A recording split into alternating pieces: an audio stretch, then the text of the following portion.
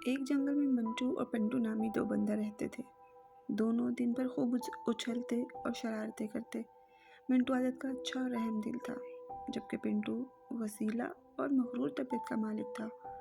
कभी कभी मिंटू इसे समझाता तो पिंटू कहता, मैं फुर्तीला बंदर हूँ, मेरी फुर्ती और ऊंची छलांग का कोई मुकाबला नहीं कर सकता। मिंटू एक दिन जंगल में फल तलाश कर रहा था।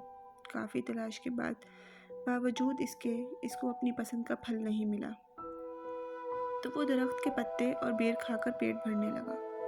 अचानक पिंटू आ गया। मिंटू को बेर खाता देखकर कहने लगा, तुम बेर क्यों खा रहे हो? क्या तुम्हें अच्छे फल नहीं मिले? मिंटू ने नफ़ी में सर हिलाया तो पिंटू बोला, चलो हम जंगल की दूसरी जानिब चलते हैं और वहाँ हमें अपनी पसंद के फल ज़रूर मिलेंगे। मिंटू ने कहा, हमारे बड़ों ने इस हिस्से में जाने से मना किया है, वहाँ अक्सर शिकारी घूमते हैं। पिंटू ने कहा, तुम मेरे साथ चलो, मैं देखता हूँ कैसे शिकारी पकड़ते हैं। मिंटू मजबूर होकर पिंटू के साथ चल पड़ा। जंगल के इस हिस्से में इन्हें फलों से लदे हुए दरख्त मिले। मिंटू ने कुछ फल खाए और पिंटू से कहा, चलो अब हम वापस चलते हैं। पिंटू ने कहा, मैं तो ऐसे ही यहाँ घूमूंगा और सैर करूँगा। ये कहते ही पिंटू ने छलांग लगाई और दरख्त के ऊपर चढ़कर एक शाख पकड़कर झूलने लगा। कुछ देर बाद इन्हें पत्तों के बीच में एक थाल में फल देखकर पिंटू की राल टपकने लगी।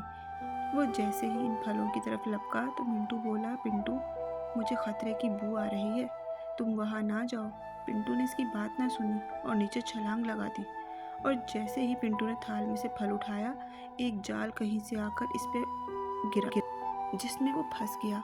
कुछ ही देर में एक शिकारी आया और पिंटू को जाल से निकालकर इसके गले में रस्सा बांधकर अपने साथ ले गया। मिंटू बेचारा दरख्त पे बैठा ये सब देख रहा था। वो अपने दोस्त को बचाने के लिए कुछ कर नहीं सका। इसे ख्याल आया कि इनके बुजुर्ग कहते हैं कि बेटा, बड़ा बोल आगे आता है।